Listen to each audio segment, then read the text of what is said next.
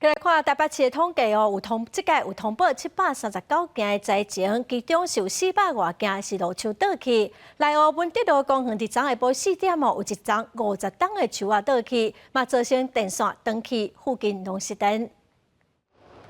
凯比风台影响规台湾，这2天的风雨是真透嘛真危险。网业公司的工作人员照市府通报的地点，一个一个检查路树倒去的状况。业者唔先是讲通报的地点是真多，互因无用袂煞。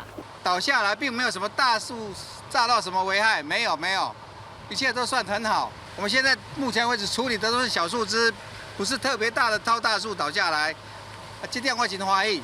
也若路树倒去较严重的事件，内湖分局文德派出所表示，昨下晡4点才得通报，伫文德路附近的公园有一丛50年的树啊，强行倒去，甲电线扭断。警方甲台电人员修理10点钟的时间，才总算是恢复附近居民正常用电。水用里里长表示，未来会搁找时间，甲公园其他较大丛的树啊修整好势，避免危险的发生。风雨太大了，然后那个树干它太大了，树叶太大了，然后就连根拔起都倒掉了。就是昨下晡差不多4点，我4点时就开始才几边几落百户拢无电嘛。